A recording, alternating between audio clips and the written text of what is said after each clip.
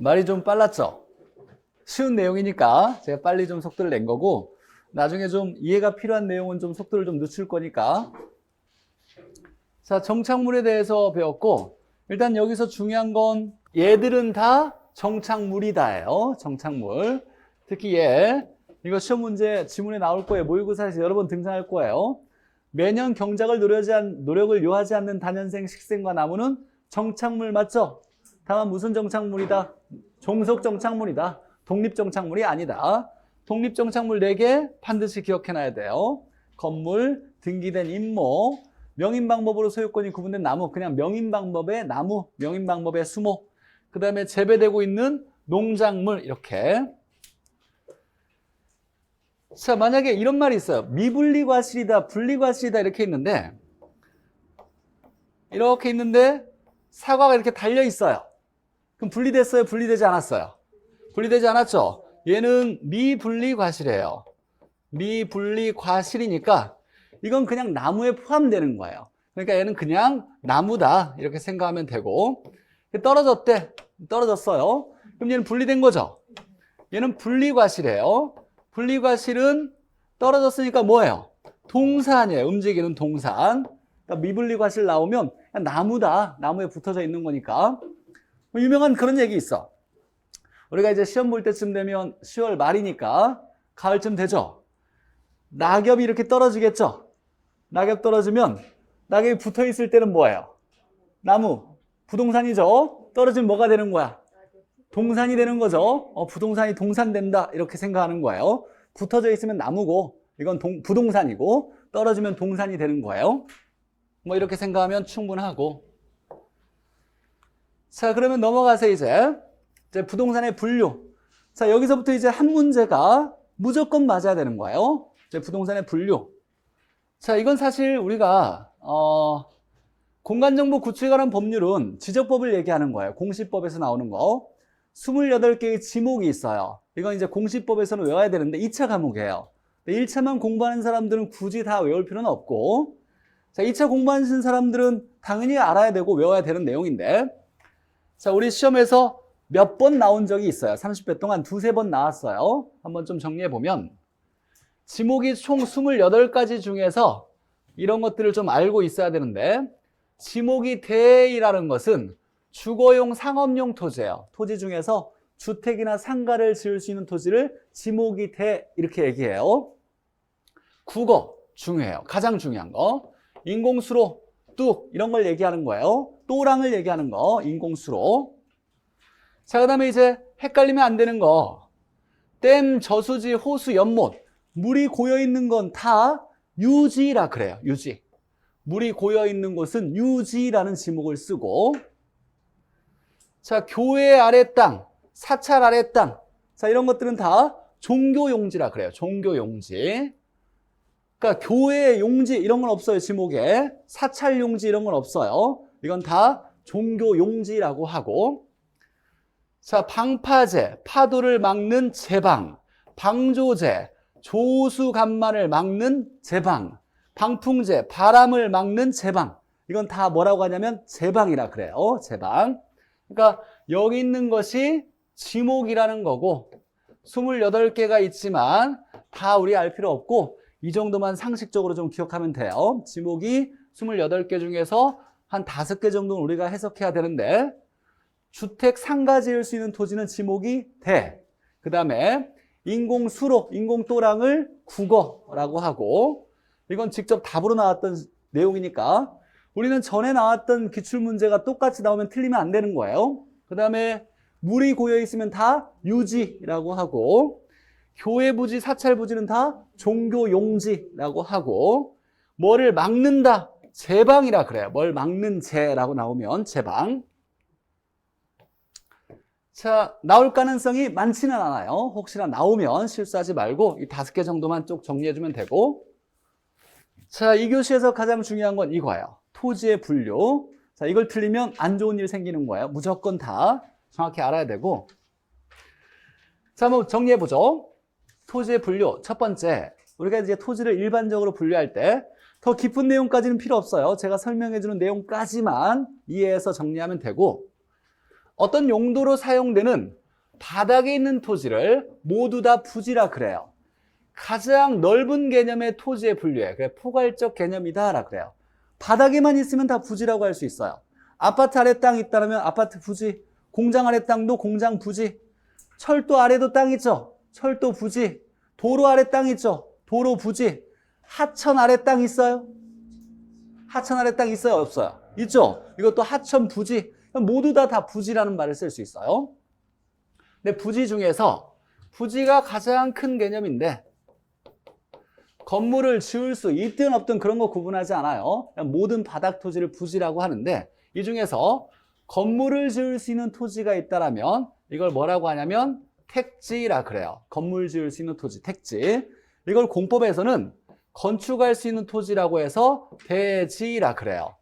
그러면 우리가 건물을 얘기할 때는 주택이나 상가, 공장이 대표적인 건물들이에요. 주거용, 상업용, 공업용 토지를 건물 지을 수 있거나 지어져 있는 토지를 택지 또는 대지라고 한다는 거. 그래서 건축할 수 있거나 건축이 되어 있는 바닥에 있는 토지는 택지 또는 공법에서는 대지라고 해요. 주거용, 상업용, 공업용 토지를 얘기하는 거예요. 자, 그 중에 얘는 주거용, 상업용, 공업용 토지를 얘기하지만 이 중에서 지목이 대라고 한다라면 뭐만 지을 수 있는 거예요? 주택과 상가만 지을 수 있는 거예요. 그러니까 주거용, 상업용 토지만을 지목이 대인 토지라 그래요. 그럼 범위를 보면 부지가 가장 넓은 거고 그 다음에 택지, 지목이 대인 토지가 가장 좁은 범위가 되겠네요. 이렇게 될 거예요. 자, 그러면 공장 아래 땅을 뭐라고 할 수 있냐면 공장 부지라고 할 수 있어요. 공장 택지라고도 할 수 있어요. 건물 지어져 있으니까 택지라고 할 수 있죠. 근데 공장 아래 땅을 지목이 대인 토지라고 할 수는 없어요. 아파트 아래 땅은 아파트 부지, 아파트 택지, 지목이 대인 토지라고도 얘기할 수 있겠네요. 철도 아래 땅은 철도 부지라고 할 수 있죠. 근데 건물 지을 수 있어요, 없어요? 없어요. 그러니까 택지다, 지목이 대인 토지다 이렇게 얘기할 수는 없는 거예요. 일반적인 토지의 분류에 부지, 택지, 지목이 대인 토지 이렇게 세 개로 구분하고, 자, 두 번째 시험 문제 가장 많이 나오는 거 후보지, 이행지. 근데 사실 이건 뭐가 더 중요하다고 그런 거 없어요. 무조건 맞아야 돼. 무조건. 자, 용도가 바뀔 수가 있어요. 용도라는 건 사용하는 방법이고 용도가 전환 중에 있는 토지라고 나왔어요. 전환 중에 있어야 돼요. 자, 근데 우리가 공법에서는 용도 지역을 많이 구분해요. 자세하게. 주, 상, 공, 뭐 예를 들면 도시지역, 관리지역, 농림지역, 자연환경 보존지역. 도시지역은 주상공로, 관리지역은 보생계 뭐 이렇게 계속 나누죠. 학계론에서는 그렇게 자세히 안 나눠요. 용도지역이라고 하면 학계론에서 감정평가상, 감평상, 감정평가상 규칙에 용도지역은 딱 3개로 구분해요. 3개. 택지, 농지, 임지. 얘를 이해해야 후보지, 이행지를 파악할 수 있어요. 학계론에서 용도지역이라고 한다면 택지, 농지, 임지만을 얘기한다. 머릿속에 기억해놔야 돼요. 자, 그럼 보죠. 택지, 농지, 임지. 우리가 감정평가상 이 3개를 뭐라고 한다? 용도지역이라고 한다. 이거예요. 자, 택지는 건물 지을 수 있는 땅, 주택, 상가, 공장 등을 지을 수 있거나 지어져 있는 토지를 얘기하고, 농지는 농사 지을 수 있는 땅, 임지는 나무 심어져 있는 땅. 근데 이제 택지를 좀 구분할 수도 있죠. 우리가 주거용, 상업용, 공업용 토지를 이렇게 구분할 수도 있어요. 그래서 택지를 주거용 토지, 상업용 토지, 공업용 토지로 나눠볼 수도 있고, 농지는 전답, 과로 나눌 수도 있어요. 밭이다, 전, 논이다, 답, 과수원, 과. 임지는 신탄림이다 또는 용재림이다 이렇게 나누는데 얘는 땔감나무고 얘는 뭐 건축 기둥 같은 걸로 쓰는 나무들인데 우리 시험에 한 번도 안 나왔어요. 굳이 이거 외울 필요 없어요. 자, 그러면 이제 이렇게 됐는데 이렇게 용도 지역이 전환 중에 있거나 이렇게 용도 지역에 전환 중이 있으면 우린 얘를 후보지라고 써요. 후보지. 무슨 얘기냐면 만약에 이런 토지가 있는데 얘가 농지였어요. 근데 계량공사를 통해서 택지로 우리가 계량공사 조성을 하려고 그래요. 그래서 얘를 택지로 바꾸려고 그래요. 근데 아직 바뀌어지지 않았고 전환 중에 있어. 전환 중에. 그럼 얘는 더 이상 농지는 아니잖아요. 그렇죠? 더 이상 농지는 아니야. 아직 택지로 바뀌어지지 않았어요. 택지도 아니야. 그럼 얘 이름을 붙여야 돼요. 이름 붙일 게 뭐라고 할 거냐? 더 이상 농지는 아니고 아직 택지로 바뀌어지지 않았으니까 얘를 후보지라 그래요. 택지로 바뀌어질 거니까 택지 후보지다 이렇게 얘기하는데 이 후보지는 전환 중에 있는데 얘가 용도 지역이에요.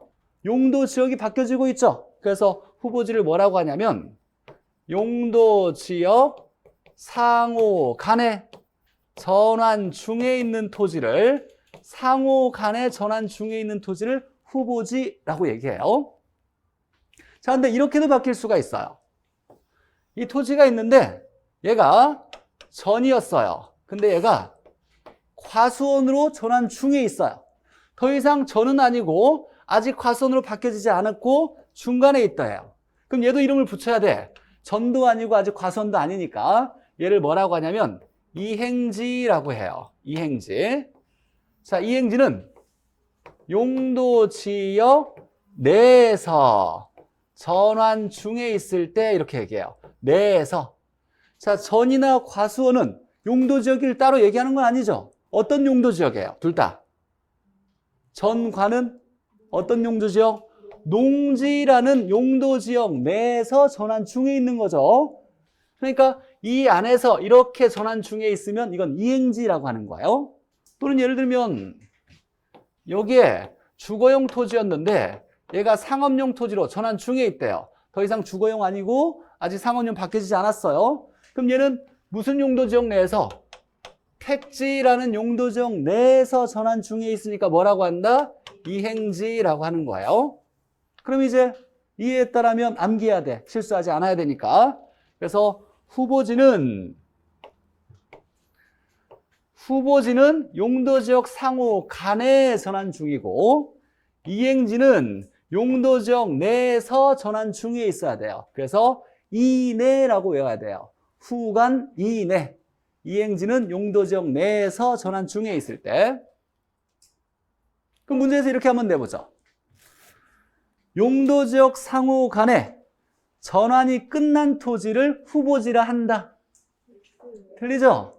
용도 지역 상호 간에는 맞지만 전환이 끝난 토지는 전환 끝난 다음에 예를 들면 농지가 택지됐으면 택지라고 하지 후보지라는 얘기 안 쓰는 거예요. 전환 중에 있는 토지를 얘기하는 거.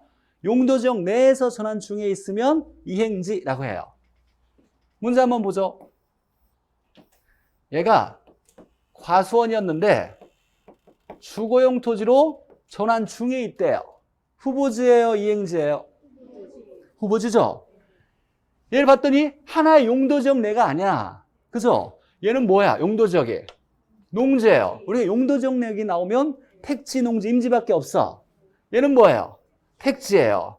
그러니까 이렇게 표현돼도 농지가 택지로 바뀌어지고 있으니까 뭐라고 해야 된다? 후보지라고 해야 되는 거예요. 하나의 용도 지역 내에서 전환이 아니니까. 그래서 기억해야 될 건 후간 이내 암기해야 되겠죠. 그래서 용도 지역이 상호 간에 전환 중에 있을 때 상호 간에 이렇게 하면 후보지. 용도 지역 내에서 전환 중에 있으면 이행지. 그래서 후간 이내 이렇게 이내 헷갈리면 안 돼요. 전환 중에 있을 때. 자, 그 다음에 필지, 획지. 뭐 가장 우리가 많이 쓰는 표현이 필지예요. 필지. 필지하고 획지 한번 구분해 보죠.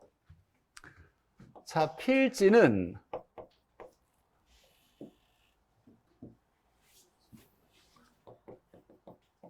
소유권의 범위를 얘기해요. 소유권의 범위. 만약에 이렇게 땅이 있는데 여기 땅은 갑의 땅이고 여기 땅은 을의 땅이고 여기는 병의 땅이라고 보죠. 그럼 소유권이 몇 개로 나눠져 있어요? 3개로 나눠져 있죠? 그럼 몇 필지라고 하냐면 세 필지라 그래요. 세 필지. 그럼 면적과는 상관없이 소유권 범위대로 우리가 등기해야 돼요. 토지는 무조건 등기 등록해야 되니까. 그러면 우리가 필지별로 등기해요. 그러니까 필지는 등기 등록 단위가 되는 거예요. 넓이가 좁든 넓든 상관없이 소유권 범위대로 등기를 해요. 그래서 필지별로 등기하니까 필지를 뭐라고 하냐면 등기하거나 등록하는 단위가 되더라. 이렇게 얘기해요. 등기 등록 단위예요. 등기 등록하면 토지에 번호가 붙어요. 그렇죠? 등기부 몇 개 나와요? 3개. 그럼 지번이 몇 개 나와? 3개 나오는 거예요. 등기하면 지번이 부여되고 내 마음대로 등기 등록할 수 있어요?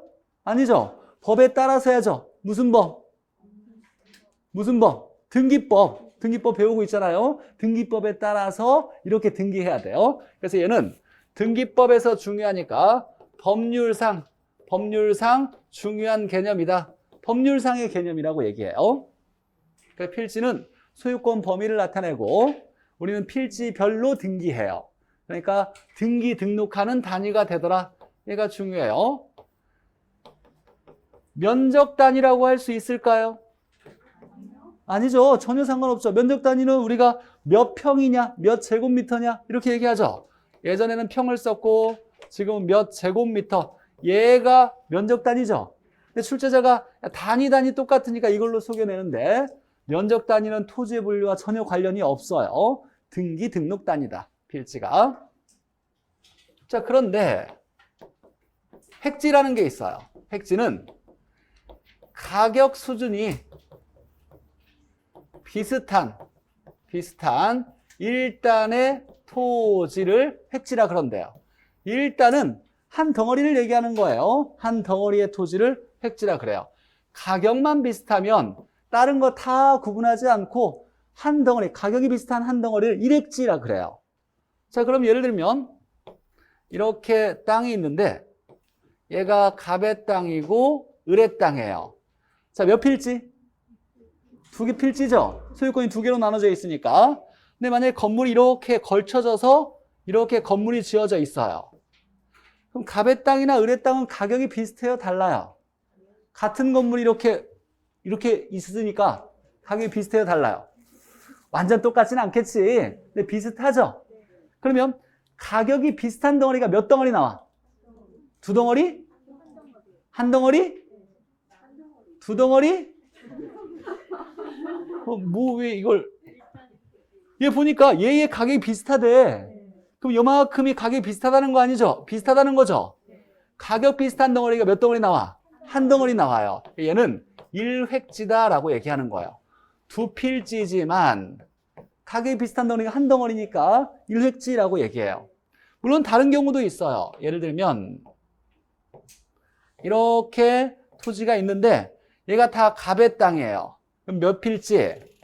한 필지죠.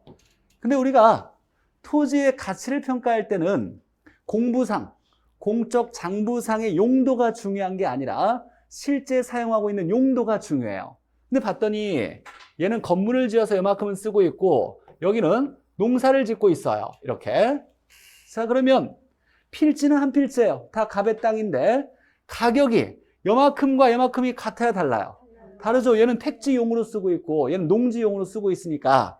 그럼 가격이 비슷한 덩어리가 몇 개 나와요? 2개 나오죠. 그러면 요만큼 한 덩어리, 요만큼 한 덩어리 나오니까 가격이 비슷한 덩어리가 2개 나오죠. 몇 획지? 2획지라고 하는 거예요. 그러니까 획지는 가격만 비슷한 덩어리를 하나의 획지다 이렇게 얘기하는 거예요. 그럼 한 필지에도 여러 개 획지 나올 수 있어요? 여러 필지도 하나의 획지 나올 수 있네요. 그래서 필지와 획지는 관련이 있어요? 없어요? 아무 관련이 없어요. 그러니까 필지는 소유권 범위를 얘기하는 거고 획지는 가격이 비슷한 덩어리를 일획지다 이렇게 얘기해요.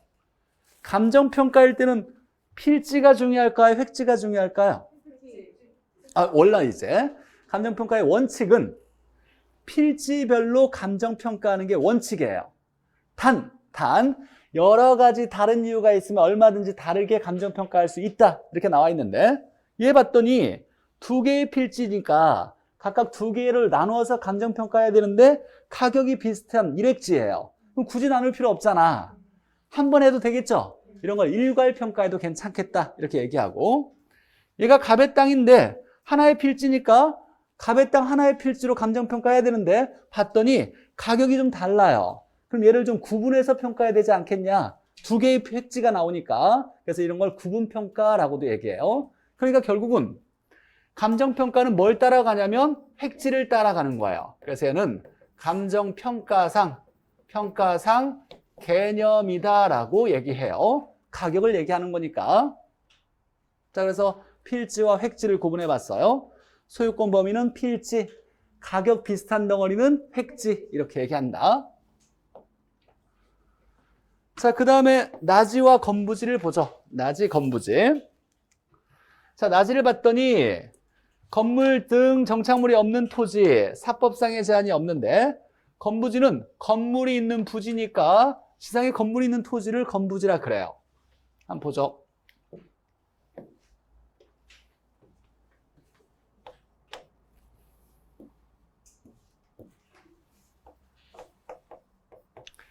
자, 나지가 이렇게 있대요. 땅이 있는데 여기 아무것도 없어. 여기에 건물, 정착물 이런 게 없대요. 그래서 저는 나지는 깨끗한 토지예요. 깨끗한 토지.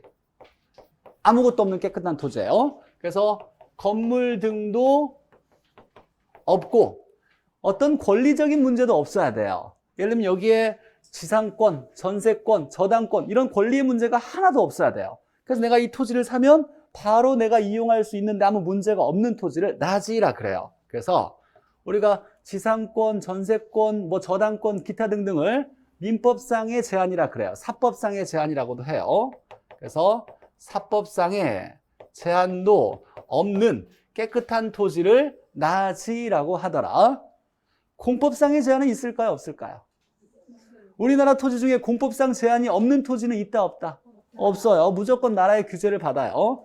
토지 이용 규제, 토지의 이용을 규제하는 가장 대표적인 제도가 지역지구제, 용도지역지구제. 용도지역이 우리나라의 거의 모든 토지가 걸쳐져 있어요. 그러면 건물 지을 수 있다, 지을 수 없다, 건물 지을 때 뭐는 안 되고 뭐는 된다, 짓더라도 용적률 검표를 어디까지만 지어야 된다. 무조건 토지마다 다 정해져 있어. 나라에서 이미 정해놨어요. 그러면 내 땅이라고 내 맘대로 다 할 수 있어요? 그럴 수 없죠. 항상 누구의 규제를 받는다? 정부의 규제를 받고 있어요. 토지 소유권은 절대적 권리가 아니야. 나라에 항상 규제를 받고 있는 상대적 권리고, 그러니까 당연히 여기는 공법상의 제한은 받고 있는 거예요. 당연히 모든 토지가. 근데 여기 봤더니 건물이 이렇게 있대요. 그럼 이 토지를 뭐라고 하냐면 건물이 있는 부지니까 건부지라고 얘기해요. 땅의 주인과 건물의 주인이 같아요, 달라요? 같을 수도 있고 다를 수도 있죠. 등기부가 두 개 나오는 거죠. 얘가 갑의 땅인데 얘가 을 거라고도 얘기할 수 있어요. 얘가 뭐 불법으로 건물 지은 건 아닐 거예요. 즉 건물을 정당하게 지을 수 있는 권리를 가지고 지을 수 있어요. 지상권이나 전세권 같은 거 설정해서 남의 건물 지을 수 있죠. 그럼 이 갑은 내 땅에다가 을이 건물을 지었으니까 얘한테 뭘 요구할 수 있어? 토지의 사용 대가를 요구할 수 있죠. 지대 요구할 수 있어요. 토지 사용 대가 내놔라 이렇게 얘기할 수 있겠죠. 자, 어찌됐거나 이 땅을 건부지라 그래요. 그럼 우리가 이제 구분해야 될 건 뭐냐면 가격은 나지와 건부지 중에 누가 높을까? 지금 얘기하는 건 땅만 얘기하는 거예요. 땅. 땅. 건물은 땅 거, 다른 사람 거예요. 땅만 얘기할 때 이 땅 가격과 나머지 조건이 똑같아. 이 땅 가격은 누가 높아요? 나지가 높아.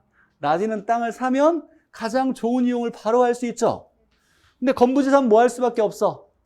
얘한테 토지 임대료만 받는 거지. 내가 마음대로 이용할 가장 좋은 이용을 바로 할 수가 없어요. 그래서 사용에 제한을 받아요. 땅 가격은 나지가 높다.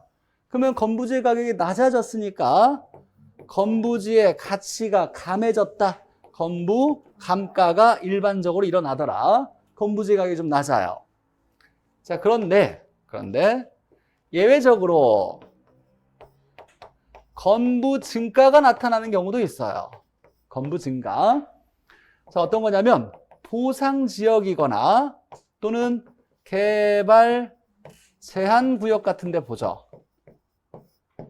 보상지역에서는 이 땅 보상 가격이 높을까요? 이 땅 보상 가격이 높을까요?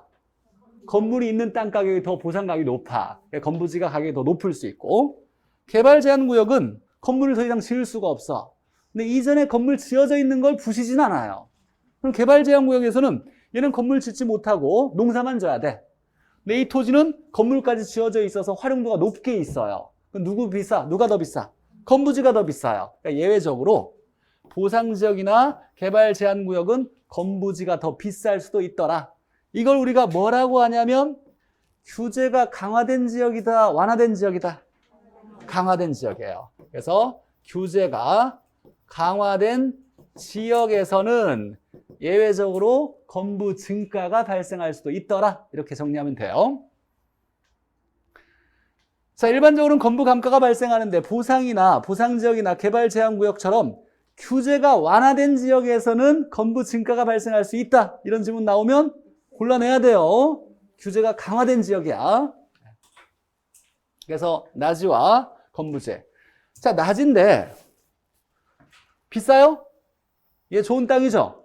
사람 바로 이용할 수 있으니까 낮이인데 주택이나 상가를 지을 수가 있어. 주택, 상가 지을 수 있는 토지를 뭐라 그래요? 지목이 대인 토지라 하죠. 아무것도 없이 깨끗한데 주택, 상가를 지을 수 있는 지목이 대인 토지를 우리가 뭐라고 하냐면 나대지라고 그래요. 가장 비싼 땅이에요. 주택, 상가 지을 수 있으면서 내가 사자마자 마음대로 바로 이용할 수 있는 거, 아무것도 제한이 걸쳐져 있지 않는 거 나대지라 해요. 자, 그래서 낮이와 건부지를 받고, 자, 이제 법지와 빈지 한번 나눠보죠. 자, 제가 이제 두 개씩 지금 이렇게 가르치고 있는데 연관성이 있을 수도 있고 없을 수도 있어요. 그냥 공부하기에 편하기 위해서 두 개씩 묶어서 제가 가르쳐 드리고 있는 거고. 자, 법지와 빈지는 연관성이 많아요. 완전 반대 개념이에요. 자, 법지는 보자마자 법으로만 소유권이 인정되는 토지, 법으로만 소유권이 인정돼요. 법으로 소유권이 인정되는데 활용 가치는 거의 없어요. 활용 실익이 거의 없는 토지. 반대, 법으로는 소유권이 인정되지 않고 활용 실익이 많은 토지를 빈지 이렇게 얘기하는데 어떤 건지 보죠. 자, 예를 들면 이렇게 있다고 해보죠. 자, 여기에 집을 짓고 여기 집을 지을 수 있는데 이렇게 봤더니 여기 땅이 등기부가 있어요. 갑의 땅이라고 등기부가 있대. 자, 그럼 이 땅은 소유권이 인정돼요? 등기부가 있으니까. 그래서 얘는 소유권이 인정돼요. 법적으로 소유권이 인정되는데 경사가 너무 많이 졌어. 그럼 이용할 수가 있어요, 없어요? 이용할 수가 없겠죠. 그래서 활용 가치는, 활용 실익은 거의 없어요. 이런 토지를 뭐라 한다? 법지라 그래요. 얘를 법지. 그러니까 법으로만 인정되고 활용 가치는 거의 없는 토지, 법지. 자, 근데 우리가 바닷가를 가면 물이 이렇게 가장 조금 들어올 때가 간조수위선이라 그래요. 간조. 가장 물이 많이 들어올 때가 만조수위선이라 그래요. 자, 이렇게 되는데 지적 공부, 지적도를 얘기하는 거예요. 공적 장부. 여기서부터 시작돼요. 그러니까 여기서부터 몇 번지 누구 땅, 몇 번지 누구 땅, 몇 번지 누구 땅 이렇게 계속 시작되는데 여기서 지적 공부가 시작돼요. 그러면 요만큼은 등기부가 있어요, 없어요? 없어. 땅 주인이 없어요. 그럼 얘는 법으로 소유권이 인정돼야 안 돼요? 법으로 소유권이 인정이 안 돼요. 등기부가 없어. 누구 땅이라고 명시가 안 돼 있어요. 근데 우리가 바닷가니까 이제 휴가철에 사람들 많이 다니죠? 여기다 건물, 가건물 같은 거 하나 짓고 장사하면 돈 많이 벌 수 있어요? 돈 많이 벌 수 있어요? 많이 벌 수 있잖아. 사실 바닷가의 대부분이 다 불법 가건물들이 많아, 사실. 등기부가 없어. 자기 땅들이 아니야. 그냥 건물 지어놓고 막 장사하는 거예요. 근데 나라에서 이런 거 싹 밀어버리면 주민들의 반발이 너무 크니까 야, 50년 전부터 이렇게 장사해왔는데 네가 다 그냥 불법이라고 부셔버리면 안 되니까 아직 건들지 못하고 있는 부분이 많이 있어요. 근데 이런 토지를 소유권은 인정되지 않는데 활용 가치는 많아. 활용 실익은 많은 토지를 이걸 뭐라고 하냐면 빈지라고 그래요.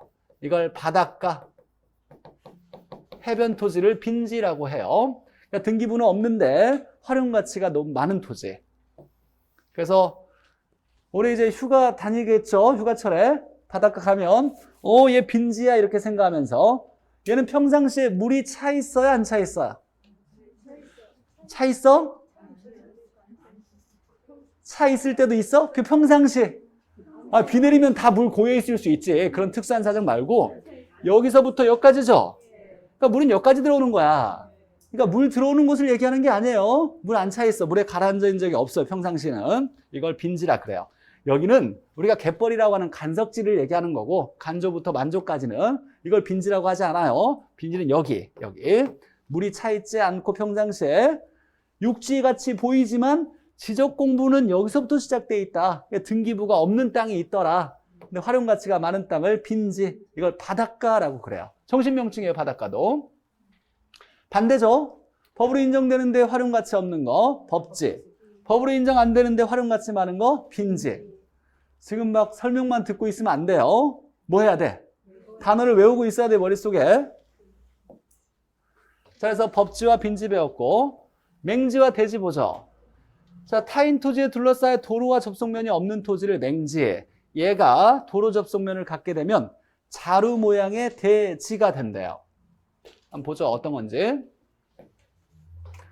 자, 예를 들면 여기 이렇게 도로가 있어요.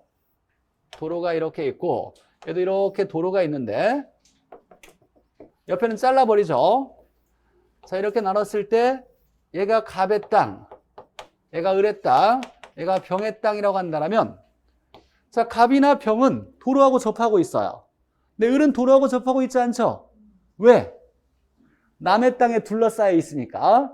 남의 땅에 둘러싸여서 도로하고 접하지 못한 땅을 얘를 뭐라고 하냐면 맹지라 그래요. 자, 건축법상에서 도로하고 접하고 있지 않으면 건물을 지을 수가 없어요. 건축할 수가 없어요. 그럼 땅값이 비싸요, 싸요? 싸죠? 옆에 땅들에 비해서 보통 맹지는 한 30% 정도 가격으로 형성돼 있어요. 굉장히 싸죠? 근데 맹지에 투자하는 사람이 있어. 맹지에 투자하는 사람들은 어떤 거냐면 내가 옆에 땅을 살 자신이 있어. 갑이 내 친구야. 그래서 술 좀 사주고 야, 네 땅 조금만 팔아라. 땅을 샀어요, 이만큼. 땅은 합칠 수도 있어요. 합칠 수 있죠. 합필, 분필할 수 있어요. 이만큼을 합쳤어. 자, 그러면 이만큼의 하나의 땅이 새롭게 만들어지는데 얘가 푸대자를 누워둔 모습이에요. 자루를 누워둔 모습. 이렇게 자루가 이렇게 됐다고 해보죠. 그 얘를 뭐라고 하냐면 자루 모양의 대지가 됐다. 우리가 택지를 공법에서 대지라고 했죠. 그거하고 한자가 달라. 그래서 얘를 얘기할 때는 자루 모양의 대지다 이렇게 얘기할 거예요.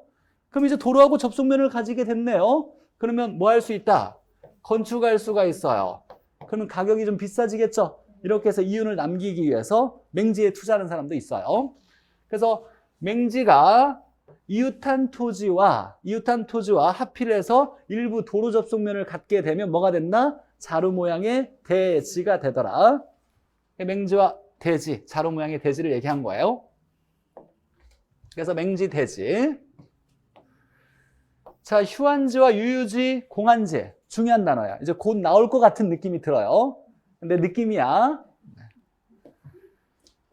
자, 앞글자만 봐요. 앞글자만. 휴, 유, 공. 이것만 보는 거예요. 우리가 쉴 휴가 있어요. 나무 아래 사람이 쉬고 있는 거죠. 정상적으로 힘드니까 쉬는 거예요. 그래서 휴한지는 지력 회복을 위해서 쉬게 하는 토지. 얘가 중요한 거. 얘는 정상적으로 쉬는 거야. 정상적으로 쉬게 하는 토지를 휴한지라 그래요. 쉴 휴를 생각하면서. 예를 들면 우리가 이제 농사 지을 때 인삼 같은 거 재배하면 한 5년, 6년간 인삼 재배하잖아요. 그럼 인삼이 땅에 있는 약물을 다 가져가요. 인삼 캔 다음에 농작물을 재배하면 거의 작물이 재배가 안 돼. 지력이 없어서. 그럼 1년 정도 쉬고 퇴비나 비료 뿌려주고 이렇게 지력을 회복하는데 쉬게 하는 토지를 휴한지라 그래요. 정상적으로 쉬는 거예요. 자, 그런데 유유지와 공한지는 우리가 놀 유자가 있어. 글 쓰는 것이 유원지 있죠. 유원지 뭐 하는 곳? 놀러 가는 곳. 그래서 유원지 생각하면서 얘는 놀리는 토지예요. 놀리는 토지. 공자는 비워둔 공, 비워둘 공, 비어있는. 그래서 비워둔 공자가 있어요. 자, 얘는 바람직하지 않게가 중요한 거예요. 바람직하지 않게, 놀리면 유휴지, 비워두면 공한지라 그래요. 바람직하지 않게 놀리거나 비워둔 토지를 유휴지, 공한지. 학자마다 두 개를 엄밀히 구분하지 않는 학자들도 있는데 구분한 학자들도 있어요. 예를 들면 유휴지는 뭐냐면 농경지 중에 농지면 농작물을 재배해야 되는데 아무것도 안 해. 잡초만 무성히 자라고 있어요. 놀리고 있는 거죠. 이렇게 놀리는 토지를 유휴지라 그래요. 그러니까 공한지는 도시 토지 중에서 도시에 토지가 있다라면 비싼 토지니까 건물을 지어서 이용을 해야 돼요. 근데 건물 안 짓고 그냥 비워두고만 있어. 뭐 한 거예요? 알밖에 한 거예요. 얘는 토지를 이용해서 건물 지어서 이용하려고 했던 게 아니라 집가만 오르길 기다리면서 투기한 거예요. 이런 걸 공한지, 알밖에 한 토지를 도시 토지 중에 비워둔 토지를 공한지라고 얘기해요. 둘 다 바람직하지 않게 놀리면 유휴지, 비워뒀으면 공한지 이렇게 얘기해요. 예전에 공한지세라는 제도가 조세 정책이 나왔었어요. 공한지세. 야, 도시 토지 중에서 토지 이용하지 않고 비워두고 알받기 했어? 그럼 세금 과하게 물릴 거야. 공한지세를 딱 발표했어요. 그러다가 몇 개월 지나지 않아서 바로 그냥 없애버렸어요. 폐지시켜버렸어. 왠지 봤더니 공한지세를 물렸더니 그래? 건물 안 지어서 세금을 내라고? 그럼 건물 짓지. 건물을 그냥 가건물 쓸데없는 걸 막 짓는 거예요. 그러니까 도시가 막 난개발이 일어나고 있어. 그래서 부작용이 너무 크니까 없애버렸던 거예요. 자, 그럼 공한지세는 실제 실시되고 있는 제도예요? 폐지된 제도예요? 폐지된 제도예요. 우리 시험에 나온 적이 있어요. 공한지세는 폐지된 제도다. 부작용이 너무 커서. 근데 바람직하지 않다는 게 중요한 거예요. 바람직하지 않은 거. 자, 그 다음에 이 세 개의 기타 토지가 우리 시험 문제 답으로 또 가장 많이 나왔어요. 공지, 포락지, 소지, 이거. 자, 공지는 건축 바닥 면적을 제한 빈 공간을 공지라고 그래요. 비워둘 공자를 쓰니까. 자, 예를 들면 영화금이 대지, 택지가 있다고 해보죠. 건물 지을 수 있는 대지가 있어요.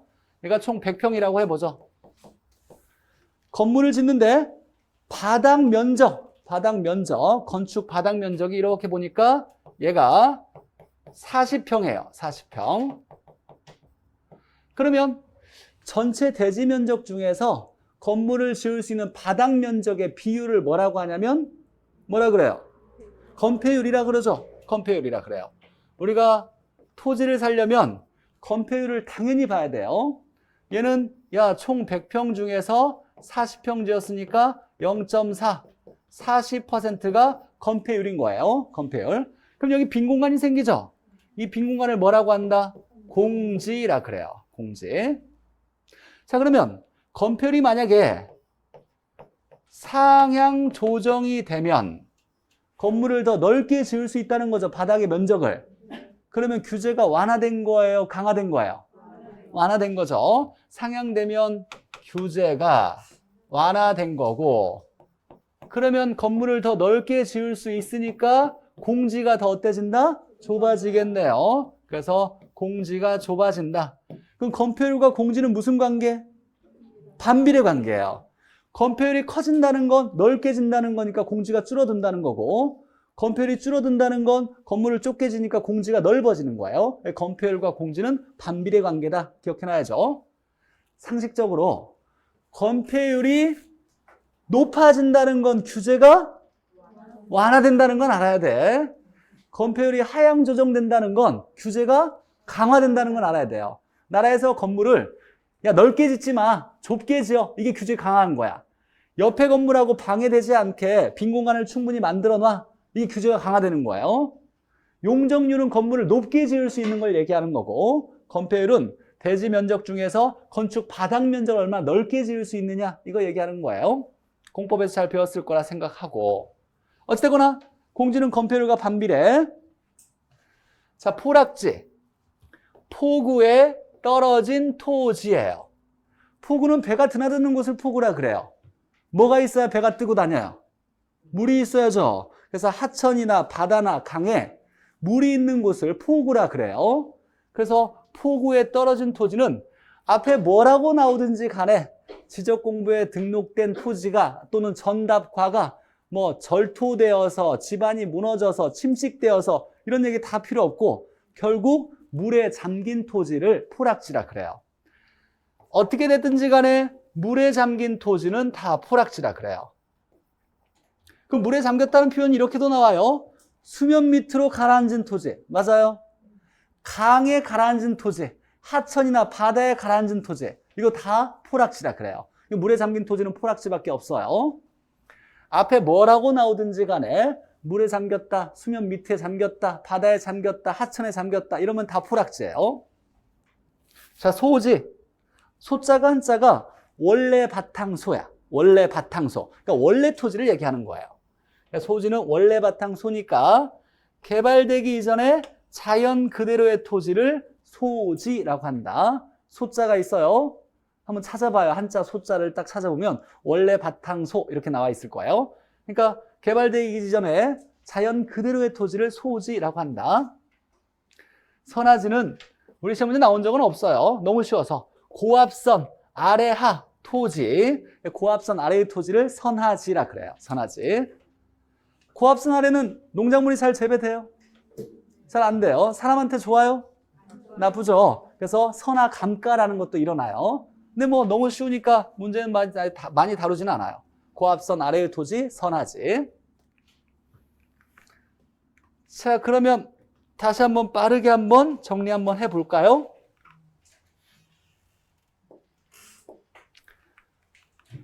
자, 부지는 그냥 바닥에 있는 모든 토지를 부지라 그래요.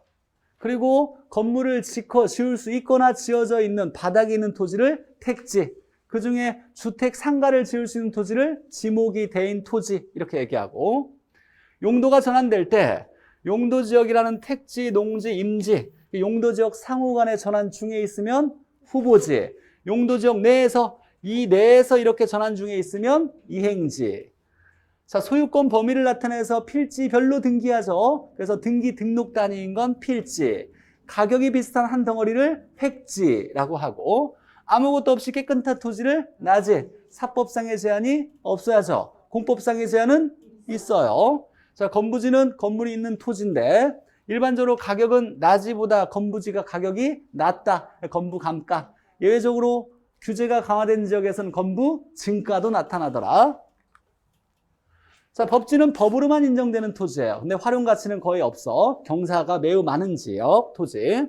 자, 빈지는 반대로 소유권은 인정되지 않아요. 등기부가 없어. 법으로 소유권이 인정되지 않지만 활용 가치가 많이 많은 해변 토지, 바닷가를 빈지.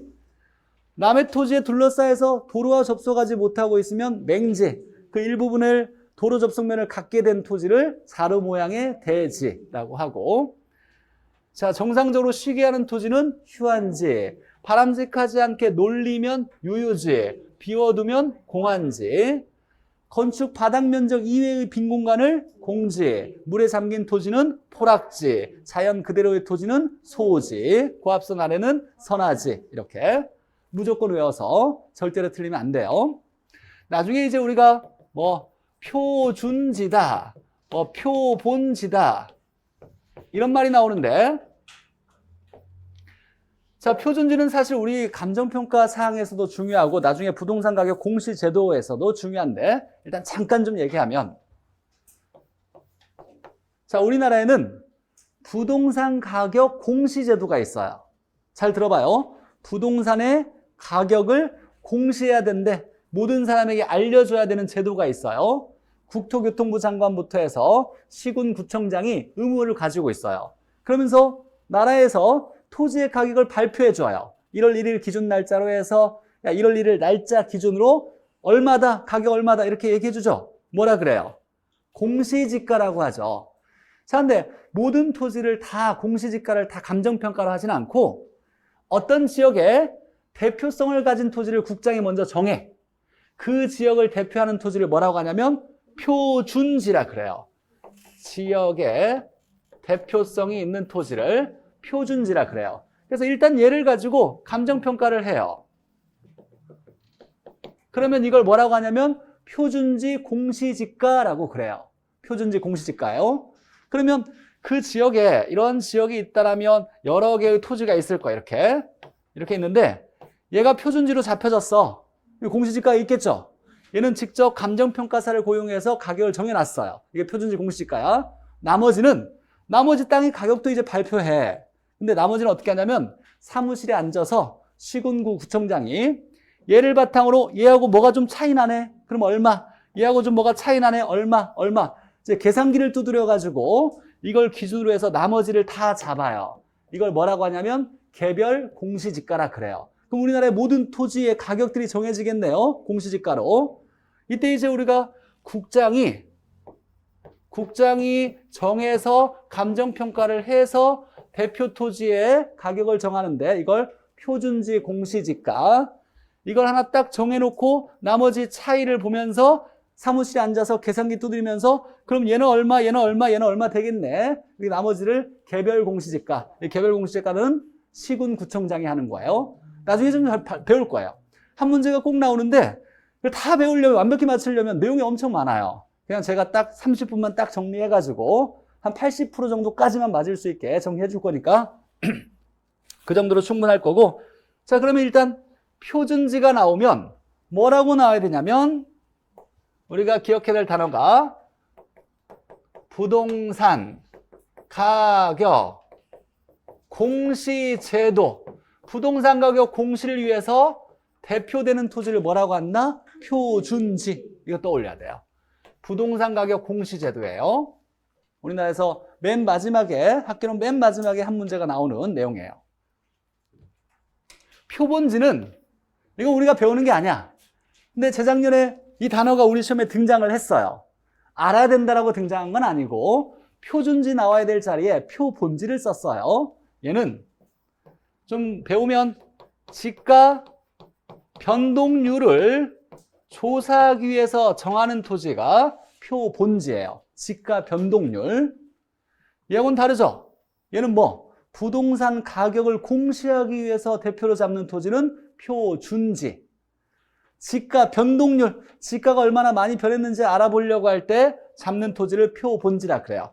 얘는 중요한 거 아니에요. 얘를 기억할 게 아니라 얘를 꼭 기억해놔야 돼. 얘를. 표준지가 뭔지.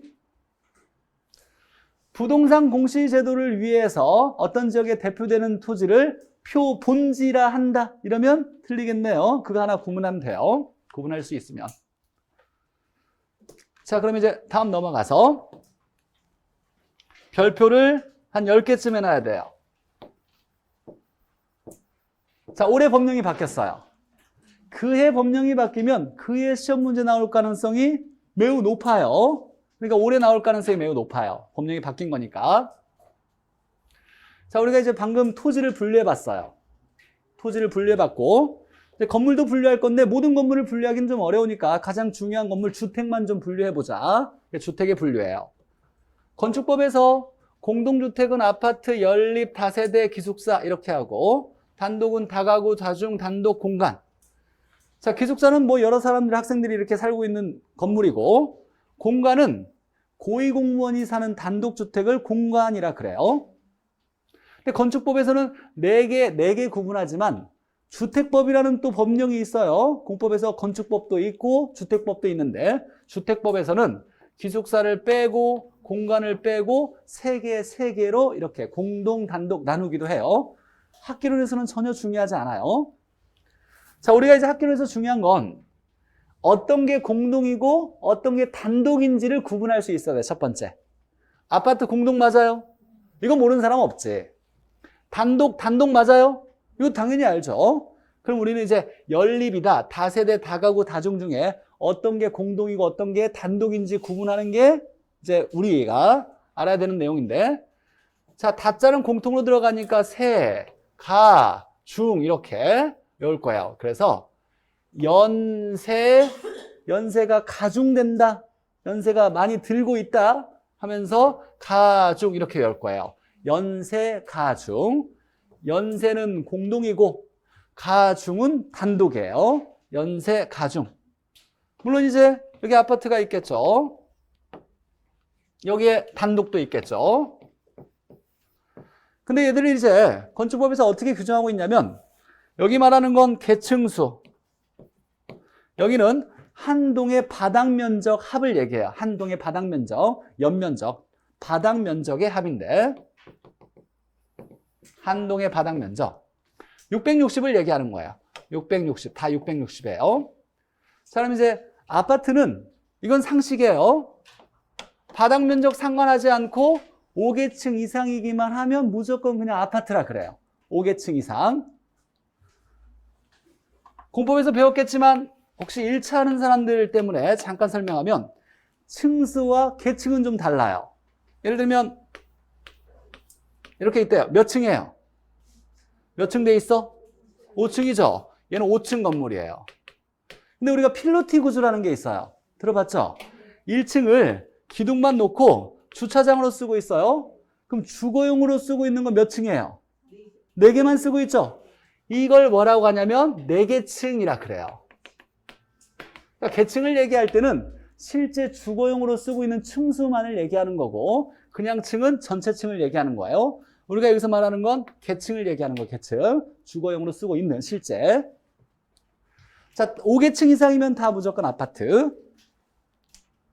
자, 연세 가중인데 계층이 얘는 공동, 얘는 단독인데 4, 4, 3, 3, 6 이렇게 돼요. 4, 4, 3, 3, 6 외워야 돼요. 4, 4, 3, 3, 6인데 얘만 초과하고 나머지는 다 이하예요. 자, 그러면 4, 4, 3, 3, 6하고 첫 번째만 6 초과. 물론 6은 660을 얘기해요. 근데 600이다, 660이다, 630이다 이렇게 구분되어서 나온 적은 한 번도 없어. 그러니까 이걸 외울 필요는 없고 그냥 6이다 이렇게 외워두세요. 4, 4, 3, 3, 6. 자, 그러면 우리가 공동과 단독을 구분할 때 일단 머릿속에 끄집어내서 문제를 풀면 시간이 오래 걸리니까 이 문제 나오면 무조건 적는 거예요. 어떻게? 연세, 가, 중 딱 나눠서 여기는 공동, 여기는 단독. 그래서 숫자가 계층은 4, 4, 3, 3 그리고 면적은 6666. 얘 하나만 초과, 나머지는 다 이하. 그러고 봤더니 얘가 올해 법령이 바뀐 거예요. 얘하고 얘가 똑같네. 3계층 660 이하, 3계층 660 이하. 구분이 필요하겠죠? 그래서 이제 얘가 중요해졌어. 다중주택은 독립된 주거 형태가 아니에요. 독립된 주거 형태가 아니다. 예전에 우리가 벌집주택이라 그랬어요. 여러 세대가 살고 있어. 근데 주방이 하나밖에 없어. 각 별실마다 취사시설이 있어요, 없어요? 여러 세대가 살고 있는데 취사시설은 하나밖에 없어, 주방이. 각 별실마다 독립적으로 취사시설이 없어요. 이런 것을 우리가 다중주택이라 그래요. 그래서 독립된 주거 형태가 아닌 거, 얘는 독립된 주거 형태로 19세대 이하라고 나오는데 이것까지 알 필요 없고 얘 하나만 딱 기억하면 돼. 예. 다중주택은 독립된 주거 형태가 아니다. 그래서 4, 4, 3, 3, 6 첫 번째만 초과 이렇게. 얘는 독립된 주거 형태가 아니다. 별실마다 별도의 취사시설을 갖추고 있지 않더라. 자, 그러면 공동, 단독, 연세, 가중, 4, 4, 3, 3, 6 이렇게 외우고. 자, 다중주택, 얘와 얘를 구분할 필요가 있는데 다중주택이라고 하면 독립된 주거 형태를 갖추지 아니한 거 이거 이제 기억해내고 올해 시험 문제 나올 가능성이 높아요. 물론 계속 얘기하겠지. 이제 9월달, 10월달에 더 중요하다고 얘기를 하겠지요. 자, 준주택 보죠. 준주택은 주택이에요, 주택이 아니에요? 주택이 아니죠. 그러니까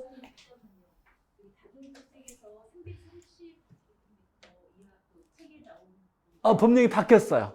네, 올해 3월부터 바뀌었어요. 그래서 중요한 거. 전에까지는, 작년까지는 330이었어, 얘가. 660으로 바뀌었어, 올해부터. 네, 잘못된 거예요. 바뀌어야 돼. 네, 바뀌어야 돼. 그러니까 3월 달에 개정이니까 3월 달부터 개정 시행이에요.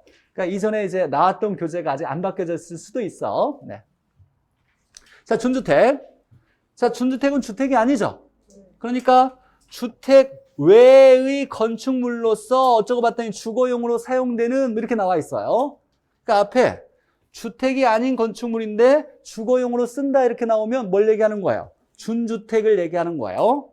외자를 봐야 돼. 주택이 아닌 건축물인데 주거용으로 쓴다. 그럼 준주택.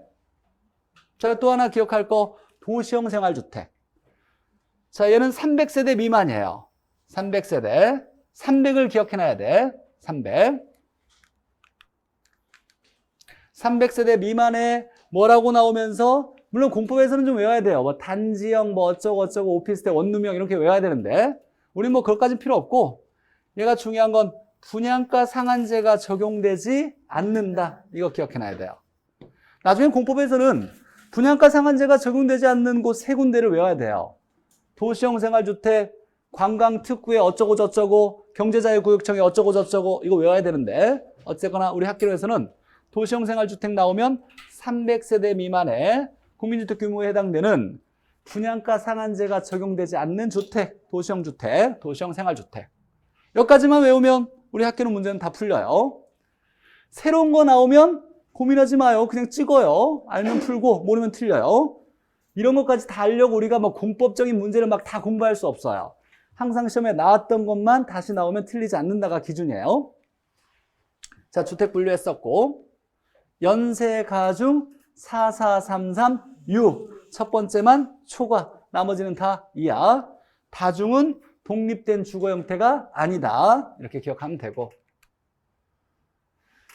자, 그리고 이제 보통 이제 총론에서 1번은 도시의 토지의 분류 이렇게 나오고 자, 두 번째는 이제 자연적 특성 부부 연계 나오는데 다른 문제 하나가 나온다면 얘가 또 많이 나와요. 얘가. 자, 표준산업 분류에 따라서 부동산업을 어떻게 분류하고 있느냐? 표준산업 분류표에서 부동산업을 어떻게 분류하느냐? 이렇게 나누는데 표가 좀 복잡해 보이지만 이해하면 그렇게 어렵지 않아요. 당연한 얘기인 것처럼 느껴지기도 해. 보죠. 부동산업인데 부동산업이라고 하면 부동산을 임대하거나 공급하는 거 당연히 부동산업에 해당되겠죠. 부동산을 임대 및 공급하는 거 하나 나누고 부동산과 관련된 관련 서비스업을 이렇게 나눠요. 그래서 첫 번째는 부동산업은 부동산 임대 공급업과 관련 서비스업. 서비스는 뭐예요? 우리가 서비스. 누구한테 잘하는 거예요? 고객한테. 내한테 뭔가를 바라는 고객한테 잘 응대하는 것을 서비스라 그래요. 고객에게 응대하는 거. 자, 그러면 이제 보죠. 자, 임대 및 공급업과 서비스업으로 구분하는데 얘는 당연히 부동산 임대업과 부동산 공급업으로 나누는 거예요. 근데 공급업이나 개발업이나 같은 얘기예요. 개발해서 공급할 거니까. 그래서 얘는 개발 및 공급업이라고 해요. 구분은 굳이 뭐 신경 안 써도 돼. 임대 및 공급업은 임대업과 공급업 나눠진다. 이렇게 볼 거고. 자, 얘가 중요한데 우리가 애프터 서비스 하면 뭐야? 우리말로. 애프터 서비스. 사후 관리라고 하죠. 서비스가 관리를 의미하기도 해. 그러니까 서비스에 부동산 관리업이 포함돼요. 이거 하나 기억하고 나머지 서비스야. 고객이 오면 잘 서비스해야 되는 거 중개업 서비스예요. 중개업 서비스업이에요. 당연히. 자문은 뭐예요? 자문은 상담을 얘기하는 거야. 컨설팅, 상담. 서비스예요? 서비스예요. 평가도 서비스예요. 고객이 감정평가해 주세요 하면 평가하는 거예요. 그러니까 나머지 기타 서비스가 중개, 자문, 평가업 이렇게 나눠진 거예요. 그래서 서비스는 관련 서비스업은 부동산 관리업, 애프터 서비스 생각하면서 사후 관리, 관리업이 해당되고 나머지 기타 서비스가 있더라. 자, 그럼 이제 구분이 끝났고 어떤 부동산을 이렇게 할 거냐를 보죠. 얘는 부동산 임대업인데 어떤 부동산을 임대할 수 있는 것이 부동산업이냐? 주거용 부동산, 비주거용 부동산, 기타 부동산 모두 다 가능해. 주거용은 주택이고 비주거용은 상가나 사무용, 기타 부동산은 기타 시설을 얘기해요. 예를 들면 상하수도 시설 또는 철도 시설 이런 거 있죠? 이런 걸 얘기하는 거예요. 모든 임대업이 다 부동산업에 해당돼. 개발공급업도 주거용 부동산, 비주거용 부동산, 기타 부동산 모든 개발공급업이 다 가능해. 그런데 그런데 관리업을 봤더니 주거용과 비주거용만 가능해요. 기타 부동산 돼요, 안 돼요? 안 돼. 얘가 그래서 시험 문제에 가장 많이 나와요. 관리업 앞에는, 여기 부동산에는 주거용 부동산 관리업 되고 비주거용 부동산 관리업 되는데 기타 시설이나 기타 부동산의 관리업은 해당 사항이 없어요. 기타 부동산의 관리업은 부동산업에 해당되지 않는다. 얘가 가장 중요한 거예요. 자, 중개업에 대리업 포함돼요? 돼, 안 돼? 누가 중개사무소 가서 야, 나 외국 나갔다 와야 돼. 내 물건 좀 팔아줘. 인감주장 주고 유임장 줄 테니까. 그럼 대신 팔아줄 수 있어요? 안 돼? 당연히 되지. 경매 대리할 수 있어요? 경매 대신 해줄 수 있어? 당연히 법적으로 가능해요. 공인중개사. 그러니까 중개업에는 대리업이 당연히 포함되어 있어요. 당연히 맞고. 자문은 상담이죠. 무슨 상담이야? 연애 상담 그런 거 아니죠? 투자 상담이에요. 부동산 누가 사러 왔는데 이거 사는 게 좋을까요? 가치가 오를까요? 이게 투자 상담. 이건 업이라는 건, 나라에서 업으로 인정했다는 건 돈 받고 당연히 해도 된다라고 얘기하는 거예요. 그러니까 서비스에서 야, 투자 상담, 투자 컨설팅 돈 받고 해도 돼 라고 얘기하는 거야. 감정평가, 평가는 당연히 감정평가고. 그래서 중개업에 대리업 포함하고 자문은 투자 자문업이다, 투자 상담업이다. 자, 그러면 중요한 건 이제 이거죠. 기타 시설의 관리업과 연결이 돼야 안 돼요? 여기 이게 가장 중요해요. 관리업은 주거용, 비주거용 부동산만 관리업이 부동산업에 해당되지 기타 부동산이나 기타 시설의 관리업에 해당 사항이 없다. 이렇게 되면 이거 찾아내야 돼요. 기타 부동산의 관리업은 절대로 부동산업과 관련이 없어요. 금융업 돼요? 이거 어디서 해야 돼? 금융의 대표는 대출이죠? 은행에서 해야지. 그럼 대출 알선은 가능해요? 공인중개사? 안 돼요. 금융 관련 없어. 그거 돈 받고 하면 안 돼. 다만 뭐 하기도 하겠지만 안 돼요. 금융 아무 관련 없어. 공인중개사가 직접 투자할 수 있어요? 공인중개사가 사고 팔고 해서 이윤을 계속 남기면 돼, 안 돼? 안 돼요. 금지행위예요. 투자업도 안 돼.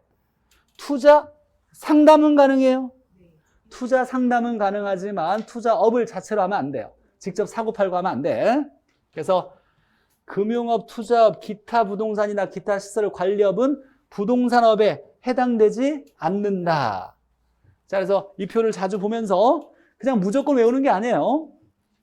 부동산업은 임대공급업과 서비스업으로 나눠지고 임대공급업은 임대업, 공급업, 주비기 다 가능한데 관련 서비스업에는 관리업과 기타 서비스업이 있더라. 서비스가 중개, 자문, 평가예요. 이렇게 있는데 관리업은 주거용 부동산 관리업, 비주거용 부동산 관리업은 해당되나 기타 부동산의 관리업에 해당 사항이 없다. 첫 번째 중요한 거. 중개업에 대리업 포함되고 자문은 투자 상담업이고 감정평가고 금융업 관련이 없고 투자 안 된다. 기타 부동산 관리업 해당 사항이 없다. 결국 이제 얘를 알아야 우리 답을 찾을 거예요. 자, 쉬었다가 토지의 자연적 특성 보죠.